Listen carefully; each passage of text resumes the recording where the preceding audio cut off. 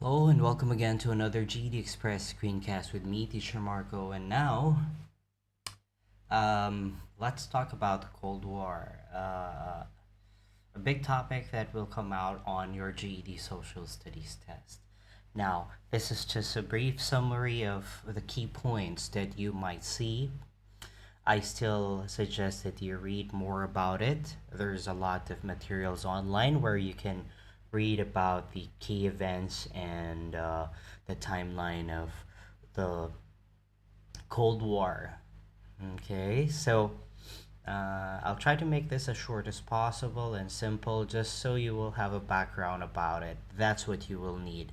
And eventually, on your test, you will be provided with some passages, political cartoons, graphics, and charts that you will need to understand, read, and understand. That's why I'm encouraging you to start reading from this point on if you're preparing for your GED Social Studies test. Let's begin. Now, what is the Cold War? Basically, it's a combination of political conflict, proxy wars.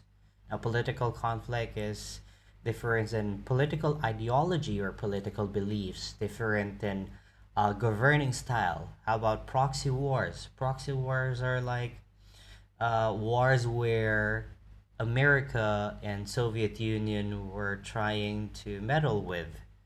So it's not their war, but they're trying to assist um, the two countries that are involved, or two nations, or two groups that are involved. So that's why it's called a proxy war, because eventually they didn't really face each other, but they just supported different groups or countries.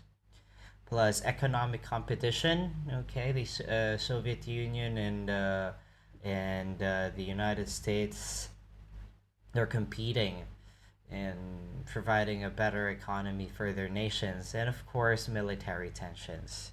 So again, like what I mentioned involved, the two nations involved are Soviet Union and the United States. Now for America, this uh, column, pink column, is what they believe in, and the blue column is what Soviet Union believes. So America believes in free elections, while Soviet Union don't believe on that because that's not practiced under communism. America loves democracy, while Soviet Union practices autocratic or dictatorship kind of leadership. Um, America somehow governed by capitalism, and Soviet Union practices communism. America believes in survival of the fittest, while everybody helps everybody in the Soviet Union. That's how they claim it, though. And America is the richest world power during this time, while Soviet Union suffered a lot with poor economic base. In America, you have personal freedom, while in Soviet Union, it's scary because they have the NKVD, which is the secret police. Freedom of the media is practiced in America, while total censorship is happening in the Soviet Union. This was the scene during the Cold War after World War II. Now, ideological causes. Soviet Union, they have their Communist Party. There's no political party, so only one. No assembly nor speech, no protest. While in America, they elected their officials and they have different political parties. And like what I said, there's assembly and speech. In Soviet Union, they wanted their own sphere from international commerce.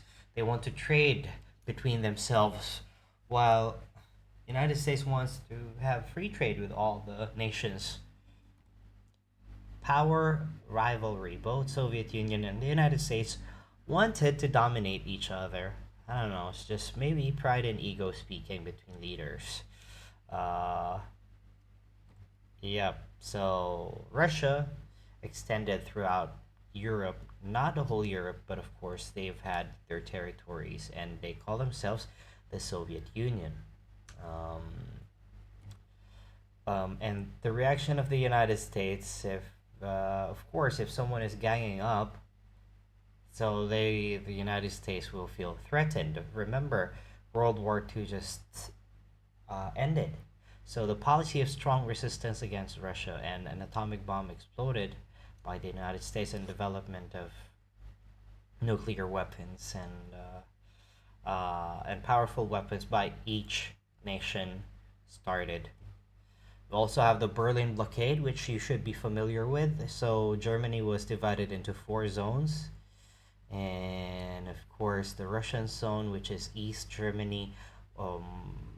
They close to borders, and you won't be able to go to the western part if you're from the eastern part, and the same goes vice versa. So supplies were kind of low, and you should read about the Berlin airlift. Okay, that's going to be a common question on your GED social studies, and I encourage you to read about that. So read about the Berlin airlift as well as the Berlin blockade. Now, NATO was formed by these nations listed below. It was a military alliance in order to contain communist expansion. In response, the Warsaw Pact was created by the Soviet Union, the nations that they control. Okay, so all the blue ones um, are uh, um, are part of the Warsaw Pact. Now, Cuban Missile Crisis is another event that you should know about. Just to give you a brief background, it was the most serious event of the Cold War. It occurred in 1962. It's almost, they almost started World War III, or face-to-face military assault with the two nations, involving the two nations. So U.S. President JFK Kennedy supported an invasion of Cuba, which is the Bay of Pigs. So they sent out CIA-trained Cubans to somehow contain the communist efforts of Fidel Castro. Of course, they were caught, and most of them were executed. I think there are around 1,200 trained CIA operatives, but they failed. And Fidel Castro approved the build of missile installation in Cuba by the Soviet Union. So Soviet Union assisted, and eventually America found out about this, and there were tensions just a few months and a few weeks, sorry, and then there was a standoff, and eventually they negotiated that these missile stations will be removed.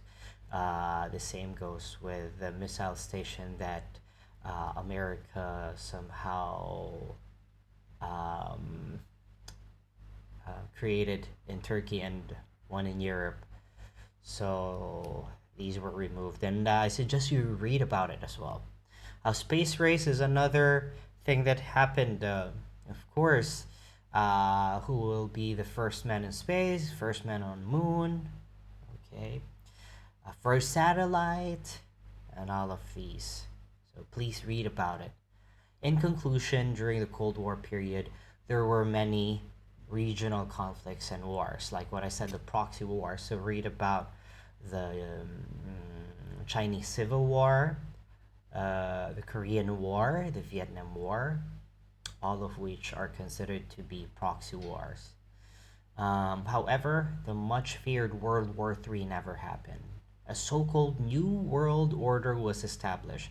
The United States held supreme power and dominance. Capitalism has become the economic model for all countries.